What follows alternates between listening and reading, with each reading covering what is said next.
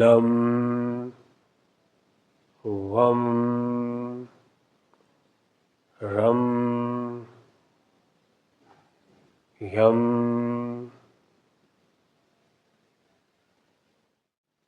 ये क्या कर रहा है यहाँ?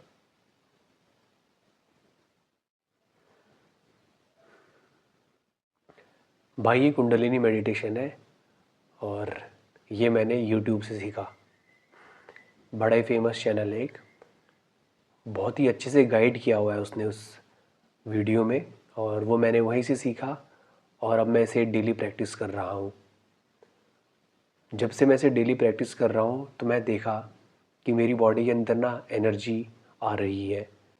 तेरा क्या कहना है भाई इस बारे में?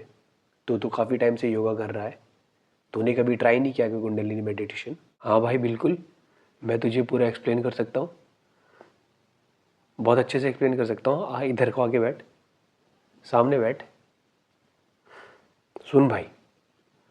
कुंडलिनी मेडिटेशन, देख ये जब हम पहली बार सुनते हैं तो हम बड़ा फैसिनेट होते हैं, क्योंकि जब हम कुंडलिनी सुनते हैं तो कुंडलिनी के जो फ़ायदे के बारे में तो बात कर रहा था कि कुंडलिनी से तेरी बॉडी में तुझे एनर्जी फील हो रही है, एनर्जी राइज तुझे फील हो रहा है, और जो तू मेडिटेशन कर भी रहा होगा उस मेडिटेशन में तुझे उसने इसके फ़ायदे बताए होंगे कि जब आपकी कुंडलिनी राइज होती है तो कुंडलिनी एक्टिवेट होती है तो हमारे पास डिफरेंट कैपेबिलिटीज़ आ जाती हैं। इस तरीके की बहुत सारी चीज़ें तूने उस वीडियो में सुनी भी होंगी, तभी तो तू कुंडलिनी मेडिटेशन करने के लिए गया। तो देख भाई, कुंडलिनी मेडिटेशन करने से पहले कुंडलिनी के बारे में जान तो ले, ये होती क्या है और किस प्रकार से हमारे शरीर के अंदर ये काम करती है, और क्या हर किसी को कुंडलिनी मेडिटेशन करना चाहिए। ये सारी चीज़ें मैं तुझे बताने वाला हूँ, ध्यान से सुनना। योग के अनुसार हमारे शरीर के अंदर एक ऊर्जा होती है जो हमारे मूलाधार चक्र में स्थित होती है। हमारे जैसे जो आम व्यक्ति होते हैं इनके लिए यह शक्ति सुषुप्त अवस्था में या सुप्त अवस्था में मूलाधार चक्र में स्थित रहती है। अधिकांश लोगों की जो ऊर्जा है वो मूलाधार चक्र में स्थित होती है। तो इस शक्ति को जब हम कुछ प्रोसेसेस के द्वारा, क्रियाओं के द्वारा उठाने की कोशिश करते हैं तो इसी को कुंडलिनी जागरण का नाम दिया जाता है। यह कुंडलिनी मूलाधार से होकर स्वादिष्ठान, मणिपुर, अनाहता, विशुद्धि, आज्ञा और सहस्रार चक्र तक जाती है। और बताया जाता है कि यह कुंडलिनी जब मूलाधार से सहस्रार तक का सफ़र तय करती है तो तब कहा जाता है कि हमारी कुंडलिनी जागृत हो गई है। और इसे एक और प्रकार से भी बताया जाता है कि जो शक्ति का मिलन शिव से हो जाता है जब वह मूलाधार से सहस्रार तक पहुंचती है। और जब ऐसा होता है तो व्यक्ति के अंदर अनेकों सिद्धियां व्यक्ति को प्राप्त होती हैं और उसकी क्षमताएं अनेक प्रकार की हो जाती हैं। कई अगर मूलाधार चक्र एक्टिवेट हो जाता है तो उसके अलग फ़ायदे हैं। एक व्यक्ति बड़ा ही मजबूत बन जाता है। स्वादिष्ठान चक्र के अपने फ़ायदे हैं, मणिपुर चक्र के अपने फ़ायदे हैं। अनाहत की जब बात करेगा तो अनाहत में जब तेरे एनर्जीज इकट्ठा हो जाती हैं या अनाहत चक्र जब एक्टिवेट हो जाता है तो मानो तुम अपने आसपास का जो वातावरण है वो इमोशंस जो है वो प्यार भरे इमोशंस तुम पूरे वातावरण में फैला सकते हो। इसी प्रकार से विशुद्धि के अलग फ़ायदे हैं। आज्ञा चक्र का एक्टिवेट हो जाना मतलब कि हमारा जो परसेप्शन लेवल है वो विवेकानंद जैसा, हम कह सकते हैं कि विवेकानंद जैसा हमारा परसेप्शन लेवल हो जाएगा। और जब सहस्रार चक्र में पहुंचते हैं तो हम एक आनंद की अवस्था में रहते हैं। परंतु मुझे एक बात तुझसे पूछनी है कि तूने कितने ही लोग ऐसे देखे हैं जिनकी कुंडलिनी जागृत है, और जो YouTube पर तेरे को ये मेडिटेशन करवा रहा है क्या उसकी कुंडलिनी जागृत है? इस बात का क्या प्रूफ है? ये भी मैं तेरे से नहीं पूछूंगा। मैं तेरे से एक और सवाल पूछना चाहता हूँ, तुझे एक एग्जाम्पल देना चाहता हूँ कि यह जो कुंडलिनी शक्ति हमारे मूलाधार से ऊपर की तरफ को जब जाएगी, जब यह ऊर्जा मूलाधार से ऊपर की तरफ जाती है तो ये हमारे शरीर में कुछ बदलाव करती हुई जाती है। तो जी एक एग्जांपल देता हूँ कि दो दो तार ले, एक जिसके अंदर से 5 एम्पियर करंट पास हो सकता है और एक तार जिसके अंदर से 10 एम्पियर करंट पास हो सकता है। अगर जिस तार में से 5 एम्पियर करंट पास हो सकता है, उस तार में से अगर मैं 10 एम्पियर का करंट पास करवाऊंगा तो तू बता क्या होगा? वो तार जल जाएगी, पिघल जाएगी। अगर 10 एम्पियर वाली तार में मैं 10 एम्पियर का करंट पास कराऊंगा तो वह झेल लेगी, उसके थ्रू बहुत आसानी से पास हो जाएगा। पर वही करंट 5 एम्पियर वाली तार नहीं झेल पाएगी। क्यों नहीं झेल पाएगी? क्योंकि वो उस करंट के लिए, उस ऊर्जा के लिए तैयार नहीं है। तो जो मूलाधार के अंदर हमारे कुंडलिनी बैठी हुई है, कुंडली ऊर्जा बैठी हुई है, जब वह मूव करने लगती है तो हमारी ऊर्जाएं बढ़ती हैं, ऊर्जाओं का स्तर बढ़ने लगता है। तो ये ऊर्जाओं का स्तर अगर बढ़ेगा तो ये जो फिजिकल शरीर है, ये फिजिकल शरीर क्या उस ऊर्जा को झेलने के लायक है? उस ऊर्जा को अगर ये झेलने के लायक नहीं है तो इस शरीर के अंदर अनेकों प्रकार की बीमारियां, डिस्टरबेंसेस हो सकते हैं। 3 प्रकार के शरीर होते हैं। एक फिजिकल, जिसको हम अन्नमय कोश बोलते हैं। दूसरा मनोमय कोश, जो जिसे हम माइंड कहते हैं। तीसरा प्राणमय कोश। अभी इन तीनों की ही बात करेंगे। जो प्राणमय कोश है, इसको फिलहाल के लिए हम एनर्जी बॉडी बोल देते हैं। इस एनर्जी बॉडी का फिजिकली हम इसको नहीं देख सकते हैं। जब हम ध्यान की गहरी अवस्थाओं में होते हैं तब हम इस एनर्जी बॉडी को देख सकते हैं। ये जो एनर्जी बॉडी है, इस एनर्जी बॉडी में ही 72,000 नाड़ियाँ होती हैं। 72,000 नाड़ियाँ जिन जिन जगहों पर एक दूसरे से इंटरसेक्ट करती हैं, उन जगहों को हम चक्र बोलते हैं। ऐसे तो हमारे शरीर में अनेकों चक्र हैं, परंतु 7 मेन चक्र होते हैं, जिसको हम कुंडलिनी जागरण के समय पर कहते हैं कि हमारे 7 चक्र एक्टिवेट हो गए। तो जब इन चक्रों में से यह ऊर्जा प्रवाह करती है तो ये चक्र अपनी जो कैरेक्टरिस्टिक है वो शो करते हैं। जैसे ही उनके अंदर ऊर्जा प्रवाह होगी, वैसे ही वो अपना कैरेक्टर शो करने लगेंगे। उदाहरण के तौर पर अगर एक बल्ब है, उसमें से मैं इलेक्ट्रिक करंट पास करवाता हूँ तो बल्ब रोशनी देगा। अगर एक हीटर है, उसमें से मैं इलेक्ट्रिक करंट पास कराता हूँ तो वह हमको गर्मी देगा। ट्यूबलाइट से पास कराऊंगा तो वो लाइट देगी। पंखे में इलेक्ट्रिसिटी पास कराऊंगा तो पंखा घूमने लगेगा। तो इसी प्रकार से जो हमारे चक्र हैं, उनके अंदर जब एनर्जी पास होती है तो वो अपना कैरेक्टर शो करने लगते हैं। जब वो अपना कैरेक्टर शो करने लगेंगे तो वो कैरेक्टर जब वो शो करने लगे तो क्या हमारा ये जो शरीर है, उस ऊर्जा की वजह से होने वाली जो गतिविधियां हैं, उनको क्या ये सहन कर सकता है? क्या उनको ये बियर हमारा शरीर कर सकता है या नहीं कर सकता? ये सवाल उठता है।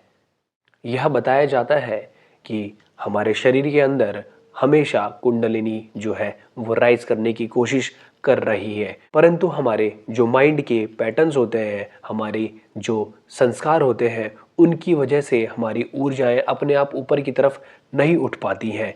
क्योंकि हमारे जो संस्कार हैं, उनकी वजह से ये ऊर्जा बार बार नीचे बैठती जाती है। तो हमें इस ऊर्जा को ऊपर उठाने के लिए अपने जो संस्कार हैं, कर्म बंधन है या अपना जो सोचने का पैटर्न है, इसको तोड़ना पड़ता है। तब यह कुंडलिनी अपने आप राइज होने लगती है। परंतु ये अगर ये नेचुरली राइज होने लगे, धीरे धीरे राइज होने लगे, तो हमारी बॉडी क्या पता इसको झेल पाए। लेकिन हम अगर कुछ पावरफुल प्रोसेसेस, जैसे तू चैंट कर रहा था, ये चैंट करने से ये बहुत ही जल्दी एक्टिवेट होने लगते हैं और इससे अभी तो तुझको अच्छा महसूस हो रहा है, परंतु थोड़े समय के बाद जब इसको तू लगातार प्रैक्टिस करता रहेगा तो जो एनर्जीज़ हैं, वो एनर्जीज़ की इंटेंसिटी बढ़ने लगेगी। एनर्जी की जब इंटेंसिटी बढ़ने लगेगी तो तेरा शरीर जो है उनको झेल नहीं पाएगा। और मैंने यहाँ तक सुना है कि लोगों ने अगर अगर कभी कुंडलिनी मेडिटेशन ट्राई किया और उनका शरीर इसके लिए तैयार नहीं था, तो उनके शरीर में इस प्रकार की बीमारियाँ लगी कि वो डॉक्टर के पास जाते, डॉक्टर सारे टेस्ट करता, सारे के सारे टेस्ट करता, आधुनिक मशीनों से सारे टेस्ट करता, पर उन टेस्ट में भी वो कोई भी उसके अंदर बीमारी नहीं पाई जाती थी, लेकिन फिर भी वह बीमार रहता था। एक व्यक्ति के बारे में मैंने ऐसा सुना था कि उसका वजन दिन प्रतिदिन घटता चला गया, घटता चला गया, घटता चला गया, और फिर उसके बारे में किसी योगी को पता चला। उसके जो फैमिली मेंबर्स थे उस योगी को जानते थे। वो योगी ने जाकर फिर उसको, जिस अवस्था में था वो, उससे मुक्त करवाया। तो सबसे पहले अगर तुझे कुंडलिनी के ऊपर ही काम करना है तो यह तो जान ले कि तेरा शरीर इसके लिए रेडी है या नहीं है। और YouTube पर कुंडलिनी जागरण, अगर कुंडलिनी जागरण इतना ही आसान होता, कुंडलिनी जागरण अगर इतना ही आसान होता, हर व्यक्ति की कुंडलिनी जागृत होती और इस दुनिया में किसी भी प्रकार के दुख, रोग कुछ भी नहीं होता। और अगर यह इतना ही आसान होता तो हमारे स्कूल, कॉलेजेस, हर जगह ये चीज़ें सिखाई जा रही होती। बड़े बड़े महायोगी हमें हर गली मोहल्ले में देखने को मिलते। कुंडलिनी जागरण हलवा बनाना नहीं है कि यूट्यूब पे वीडियो डाली, वहाँ देखकर हलवा बनाना सीख लिया, कुंडलिनी जागरण सीख लिया। इतना ही आसान जो लोग ये यूट्यूब पर कुंडलिनी जागरण वाले मेडिटेशन करवा रहे हैं, चक्रा मेडिटेशन करवा रहे हैं, उनसे बड़ा जो नुकसान है कोई भी नहीं कर रहा है। इतनी बड़ी बेवकूफ़ी कुंडलिनी जागरण वाले मेडिटेशन करवाना सबसे बड़ी बेवकूफ़ी है। दूसरी बात यह है कि जिन लोगों की कुंडलिनी जागृत होगी, जैसे श्री ओम स्वामी, वो लोग कभी भी YouTube कुंडलिनी जागरण वाला मेडिटेशन कभी नहीं देंगे। मैं ओम स्वामी की अगर मैं बात कर रहा हूँ तो उनके बारे में भी थोड़ी सी बात कर लेते हैं, उनकी कहानी जान लेते हैं, जिसकी मदद से तुझे कुछ आइडिया लगेगा कि भाई कितनी प्रिपरेशन चाहिए होती है। बचपन से ही आध्यात्म की तरफ उनकी रुचि थी और वह बचपन से ही मंत्र साधना करते थे और बताते हैं कि वो कई कई माला एक दिन में बैठकर किया करते थे। काफ़ी ब्रिलियंट भी थे और बहुत सारी चीज़ों में उनके कॉन्सेप्ट बड़े क्लियर थे। तो कुछ समय के लिए वो USA में जाते हैं और वह बहुत बहुत ज़्यादा पैसा कमाते हैं और बहुत ही सक्सेसफुल बिजनेसमैन बन जाते हैं। उसके बाद वो अपनी प्रैक्टिसेस वो वहाँ पर भी कंटिन्यू रखते हैं और अचानक से कभी वो भारतवर्ष आते हैं। भारतवर्ष में उनकी मुलाकात एक नागा बाबा से होती है। नागा बाबा उनको देखते हैं और नागा बाबा उन्हें देखकर बताते हैं कि सारा काम हो चुका है, बस अब फूल खिलना बाकी है। मतलब नागा बाबा ने उनको देखकर बता दिया कि तेरी बॉडी रेडी है, सब कुछ रेडी है, अब तो कुंडलिनी जागरण के लिए तैयार है। तो नागा बाबा उनको मंत्र दीक्षा देते हैं और उसके बाद श्री ओम स्वामी जाकर हिमालय में अपनी तपस्या करते हैं और कड़ी तपस्या के बाद उनकी कुंडलिनी जागृत होती है। वो व्यक्ति जो कड़ी तपस्या करके कुंडलिनी जागृत करके आ चुके हैं, वो कुंडलिनी जागरण का मेथड YouTube पर नहीं दे रहे। कुंडलिनी जागरण में रुचि रखने वालों के लिए बड़े बड़े आश्रम हैं, वो वहाँ जाकर कुंडलिनी जागृति के ऊपर कार्य कर सकते हैं। YouTube पर कुंडलिनी जागरण करवाना सरासर बेवकूफ़ी है। वो तुमको बोल रहे हैं कि इस चक्र की को एक्टिवेट करने के लिए ये वाला साउंड प्रोनाउंस करो। आपको एक बात बताऊं, जो पावरफुल मंत्र होते हैं ना, उनको चैंट करने से हमेशा मना किया जाता है, परंतु कुछ ना समझ लोगों के हाथ में ये चीज़ें लग गई हैं और वो थोड़े से फेमस क्या हो गए, वो समझते हैं कि हम कुंडलिनी मेडिटेशन लोगों को करवा देंगे और अपने आप को भी पता नहीं क्या समझ रहे हैं कि कुंडलिनी मेडिटेशन मैं लोगों को करवा सकता हूँ। इतना आसान नहीं होता है। पर तू चिंता मत कर, कुंडलिनी मेडिटेशन या तुझे सही में अगर रुचि है कि तुझे अपनी कुंडलिनी को जागृत करना है तो इसके लिए दो रास्ते हैं। एक तो तू अपनी बॉडी प्रिपेयर कर। अगर तेरी बॉडी प्रिपेयर होगी तो तेरी बॉडी के अंदर एनर्जीज अपने आप राइज होने लगेंगी। लेकिन ये जो एनर्जी राइज होना है, इस एनर्जी राइज को अगर तू तेज करना चाहता है तो इसके लिए तुझे कोई क्रिया में दीक्षा लेनी होगी। तो और अगर तू स्लोली ये प्रोसेस अपने साथ करना चाहता है तो इसके लिए तू शांभवी महामुद्रा में दीक्षा ले सकता है। जितनी भी क्रिया हम करते हैं वो क्रिया हमारे शरीर के अंदर की ऊर्जा को ही ऊपर की तरफ फ्लो करवाता है। तो ऊर्जा आखिर में आ कहाँ से रही है? सारी ऊर्जा मूलाधार में ही स्थित है। मूलाधार में ही कुंडलिनी स्थित है। वो कुंडलिनी मूलाधार से ही, उस कुंड से ही एनर्जी खींचकर ऊपर को लेकर आती है। जब हम किसी क्रिया की बात कर रहे हैं तो क्रिया यही कर रही है कि स्लोली स्लोली हमारे शरीर को वो तैयार कर रही है, वो ऊर्जाएं धीरे धीरे उठने लगेंगी। इसका एग्जाम्पल मैं तुझे एक और दे सकता हूँ कि थर्मोडायनेमिक्स में हम एक रिवर्सिबल प्रोसेस पढ़ते हैं। अगर कोई प्रोसेस रिवर्सिबल होता है तो वो प्रोसेस बहुत धीरे धीरे धीरे धीरे होता है। धीरे धीरे जब होगा तो कोई प्रोसेस अगर धीरे धीरे हो रहा है तो जिस चीज़ के अंदर वो प्रोसेस घटित हो रहा है उस सिस्टम को टाइम लगता है, टाइम मिल जाता है वो चेंजेस को एब्जॉर्ब करने का।